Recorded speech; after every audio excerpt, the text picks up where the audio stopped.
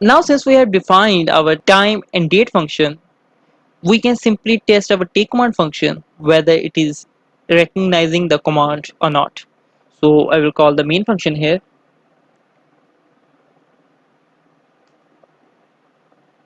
and in it, to store the take command function's value in a separate variable, first I will call the query variable and I will take it equal to take command.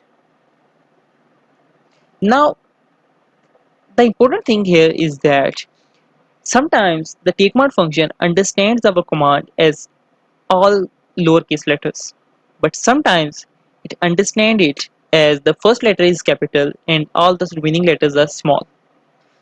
So the problem here is that there is no way we can predict what it will understand the command as. So to get rid of this error, we will call another function here, which is a pre-built function in Python dot lower. What this function does is it converts all of the letters in the take command function to lowercase. Now before moving forward to our if else conditions, I will move this line right here to our forever loop. So I will go here and here I will define our forever loop while true, and I will add the indentation here.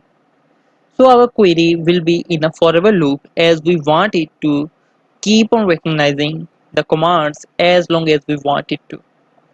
So in here under the query variable I will define the if else condition. So first condition will be if date in query. So what this means that if the date belongs to the query, not if query is equal to the date. So there is a big difference here. We could also say if date is equal to query or if query is equal to date, but this will restrict us to saying exact date. So what this line means is that if date belongs to the query, like it does not matter if they are equal, like they have the same words, the only thing that matters is if the word date is in the query. Like we can also say Jarvis tell me the date or what is the date. They are both correct as long as the word date is in it. So this gives us a little bit more flexibility as compared to query is equal to date statement. So in here I will call the date function that we created earlier.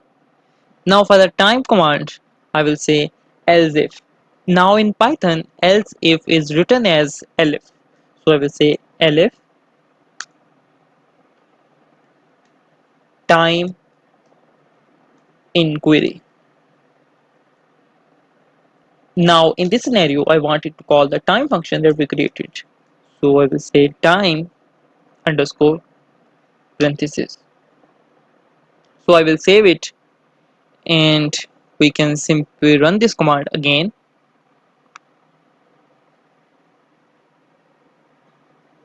Now you can see that it is asking me for a command as it is printing listening. So I will say Jarvis tell me the date.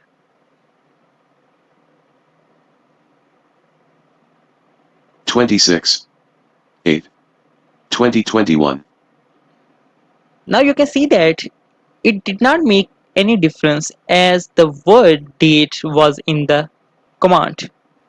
So the next thing I will say is Jarvis tell me the time. The current time is 58 minutes and 24 seconds.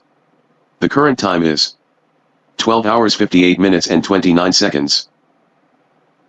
So it is working correctly. Now we can move on to our next commands.